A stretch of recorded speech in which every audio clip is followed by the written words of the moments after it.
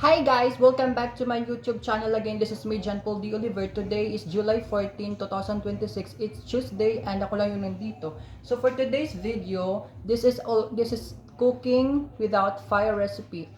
But this is a different different luto natin na hindi gumagamit ng kalan or stove.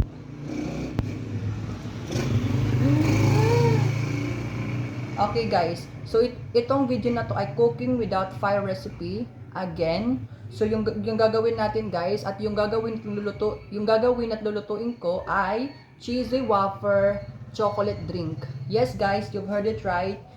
Again, cheesy wafer chocolate drinks. Yes, tama po yung narinig nyo at hindi po ito pagkain. Parang inumin lang siya guys. Pero may kakaiba siya guys na unique at classic siya kainin. So yung gagamitin nating chocolate ay itong different types of chocolate. Ayan o. Ayun yung sinasabi ko. Ito yung sinasabi kong the different types of chocolate na ginagamit ko palagi sa aking pagluluto. Ito yung Milo guys. Ito yung sinasabi ko sa inyo na sobrang tamis at pinakamas masarap sa kanilang tatlo. Ito talaga yung sobrang tamis. Talagang number 1 chocolate powder sa Pilipinas to guys. Itong Milo. Ayan o. Childhood, iniinom ko to nung bata pa ako. Ito namang Champion, ito yung ginagamit ko usually. So, yung sinasabi ko sa inyo na mas less yung tamis niya kaysa kay Milo. Ito, matamis lang ng konti itong Milo, sobrang tamis. Ito namang Energin chocolate powder. Ito ay oatmeal guys. Matamis siya, pero kung ito yung oatmeal na chocolate powder. Pero ang makagandahan nito guys, 'di ba, crunchy yung powder niya kasi nga oatmeal siya. Yung tamis niya, siya yung pinakamas number 3 sa pinakamatamis. So yung pinakamatamis sa kanila guys, itong Milo, ayan. Itong Milo natin, yung pinakamatamis sa kanila. Pangalawa itong Champion powder, pangatlo ito. Ito yung gagamitin natin guys, hahaluin natin lahat para sa ating iinuming chocolate drinks, ayan. Okay. So nakita niyo na kung anong gagamitin ko, 'di ba? And then next ay ito, cheesy wafer. So yung gagawin natin guys is dudurugin natin siya into powder. Ayan o. So, wafer siya guys, pero dudurugin natin siya into powder. Okay? Ayan. Calches cheesy wafer. Ayan. Kakaiba to guys. Panoorin nyo. And then, gagamit din tayo ng water. Mineral water guys. Malinis po yung tubig natin ha. Malinis. O, tignan nyo kung gano'n siya kalinis, diba? Sobrang puti at sobrang linis katulad ko. Okay, mag-start na tayo. So, ito yung gagamitin natin guys. Ayan. So, kailangan ko lang siguro ng medyo para makita nyo. Wait lang.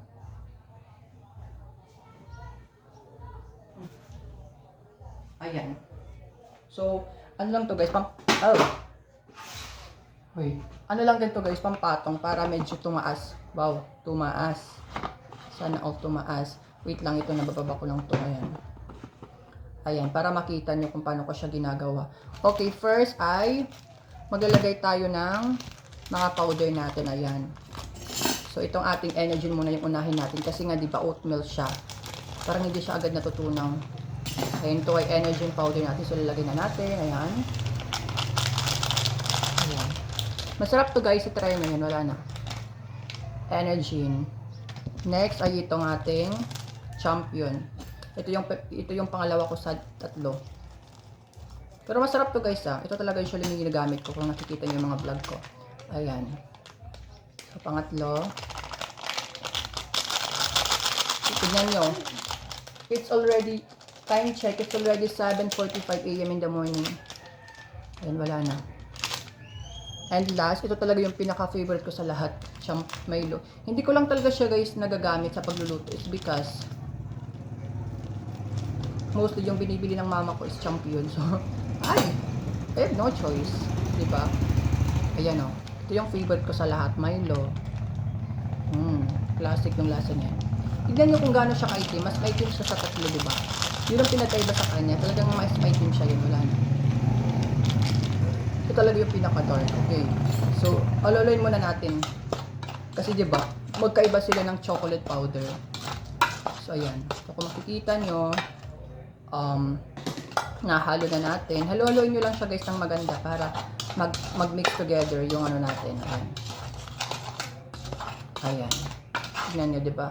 Tignan nyo yung dark chocolate powder na ginamit ko or Milo chocolate powder talaga. Nahalo na. Okay, so nahalo na natin siya. Ayan, kita nyo ba? Ayan o. O, diba? Okay, next, ay lalagyan na natin siya ng itong Calces powder. Ayan. Calces. Ayan. So, tignan nyo guys kung paano ko siya ginagawa. Kasi cheesy na nga siya. Cheesy na nga yung iinumin natin. Creamy chocolate na nga yung iinumin natin. Lalagyan pa natin ng cheesy. O, diba? So, ganun lang siya guys. So, tunawin na lang natin siya into pieces. Yes. Ayan. Ayan siya guys. Isa. Dalawa. Tatlo. Apat. Lima. Anim. Pito. Walo. 9, 10, 11, 12. 12 pieces siya guys lahat. Ayan, wala na. Ubusin natin. Ayan, tignan nyo, wala na. Ayan. Calces. Masarap to guys na wafer.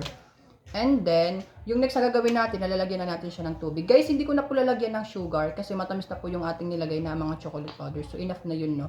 Ayan, ito yung ating malinis na tubig. Tignan nyo kung gaano siya kalinis, diba? Sobrang linis niya, ganun. Ayan. So, haluin muna natin siya dito ng bongga. Ayan. Sa inyo lang guys kung paano siya nyo gagawin. Pero ako, naisip ko lang talaga to. Kasi sabi ko, gusto ko ng chocolate drink na medyo cheesy, diba? Para mas kakaiba. Para mas kakaiba naman yung ating matitikman, diba? Hindi ba po ba? Ayan. Guys, hindi naman talaga natin dudurugin lahat yung wafer natin. Yung kailangan lang talaga dito is mag-melt at talagang lumambot yung wafer natin. Kasi yung wafer natin medyo matigas siya, diba? So, we need that kind of wafer na malambot, diba? Ayan, dudurugin lang natin siya. Ayan. Kung makikita nyo siya, ayan oh, tignan nyo. Naaamoy ko na yung pagka-cheesy niya, promise. So, yan, dudurugin natin siya. Ayan, oh. Ayan, guys, durugin na lang natin. Dudurugin ko na lang pala, para, diba, para mas kakaiba siya. Ayan. Oh, sorry. Ayan, para. Pero gusto ko ito makita niyo, diba? Ayan, oh. Tingnan nyo. Para na siyang tae. Charot. Para na siyang milky. Ito ay creamy chocolate cheesy drink or cheesy wafer chocolate drink. So, yan.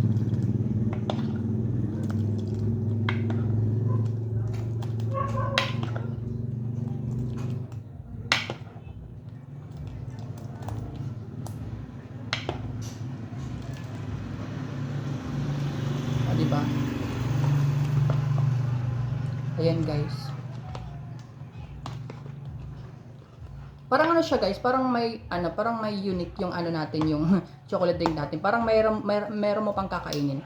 May kakainin ka na nga, may inumin ka pa. Kasi nga yung wafer natin, hindi naman talaga natin dudurugin lahat. Parang ayan, ganoon pa din siya, may buo-buo. So yung pagkakakain nito guys, para ka nang kumain ka na nga, uminom ka na kasi 'di ba? Ayun oh, kumain ka na nga, nakainom ka pa. Kasi mayroon ka nang kakain no, itong wafer oh. Tapos itong wafer, may kakainin ka ng wafer. Tapos, makakainom ka pa yan. O, diba? O, masarap, diba? Ayan, guys. Haluin natin hanggang mag-mix together yung lasa niya. Ayan. Makikita nyo talaga yung itsura niya. Kulay brown na siya na parang tae. Charot. Ayan. Ayan, guys. Okay na siya. So, tikman muna natin ng konti kung ano ba talaga yung lasa niya. Kasi medyo ano din ako kasi first time kong ginawa to Ayan. Ito, samahan natin ng cheese wafer. Yung cheese wafer, tsaka yung sabaw. Yeah? Uy! Yung lasa niya, talagang cheesy chocolate drink. Ganun. Napaka-unique ng lasa niya, guys. First time nyo lang ito makikita sa buong buhay nyo. Okay, so ilalagay na natin siya dito sa ating favorite na lagayan. Ito, gamit ito. Taray nung laki. Ayan.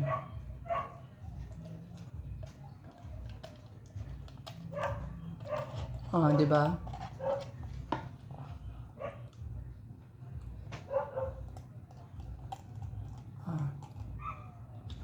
So, guys, nakikita nyo naman, no? So, the appreciation nga ni. Yan.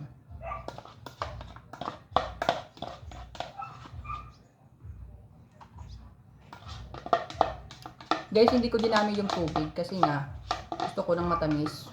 Gusto ko lang matamis siya. Asa na nagets nyo, di ba? Para malapot siya, guys.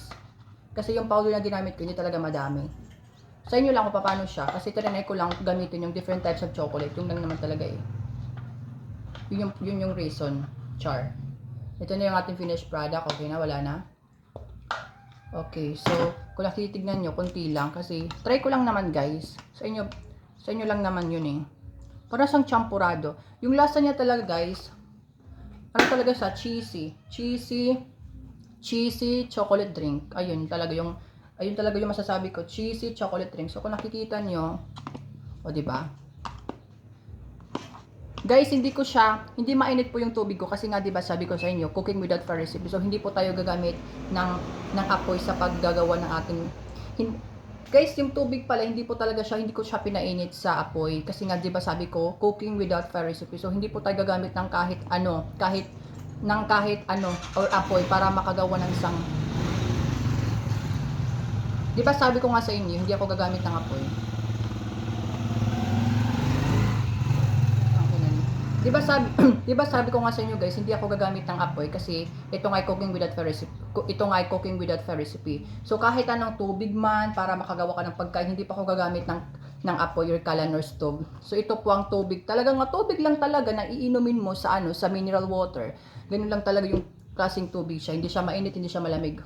Talagang nanggaling lang talaga siya like sa gripo ganun. Kasi nga, di ba, cooking without fire recipe. So, hindi po tayo gagamit ng apoy para makagawa ng isang, or any type of ingredients, para magpainit ng tubig, para makagawa ka ng recipe mo, lulutuin mo. Ito talaga, guys, hindi, wala. Talagang, So, makikita nyo talaga yung consistency niya. Para na siyang lugaw. Pero, yung lasa niya, guys, very cheesy chocolate drink talaga. So, sa akin lang siguro nyo makikita, no? So, guys, optional lang to, guys. Lalagyan ko pa siya ng konting tubig. Ayan. Depende sa inyo kung paano siya lulutuin. But in my case, lalagyan ko siya ng konting tubig kasi medyo ma-dark. Pero guys, don't worry kasi matamis naman talaga to, guys. Matamis yung Milo powder natin. Matamis yung mga chocolate na ginamit natin. Isa pa, yung cheesy wafer na ginamit natin. Matamis din yun, guys. Pero angat talaga yung cheesy niya. Yung pagka-cheesy niya. So yung tawag sa ginawa ko, guys, is cheesy wafer chocolate drinks. So yung lasa niya? Yung lasa niya is cheesy na chocolate drink. Ganon. Yung makakatikim ka ng inumin na ma-cheesy. Yung nakatikim ka ng chocolate drinks na may cheesy. Ganon. Ayan o. Okay, let's try again kasi winalto na ng tubig eh. Tignan niyo yung color niya. Kulay brown. Ayan o. Ayan, diba? I-try na natin sa wafer.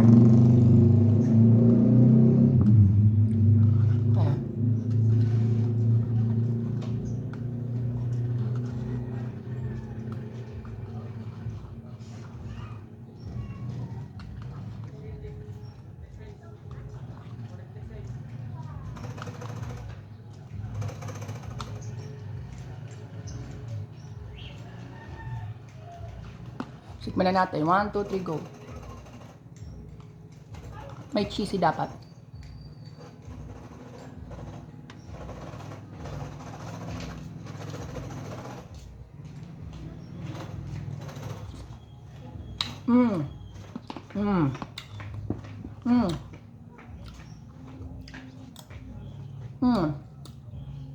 Yung lasa niya talaga, guys, cheesy na chocolate drinks. Yun lang. Sana guys nagustuhan nyo yung aking ginawa at niluto today na cooking without fire recipe na vlog.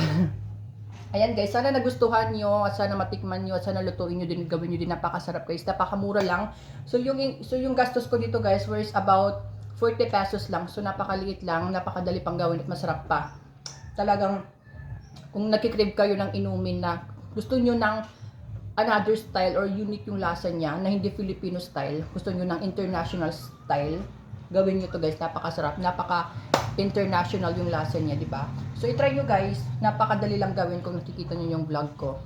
So dapat, yung chocolate powder kasi niya guys, iba yung lasa niya, yung chocolate niya dito, Iba talaga yung lasa niya kasi nga 'di ba yung ginamit ko, itong Milo chocolate powder, Champion chocolate powder, Energen powder.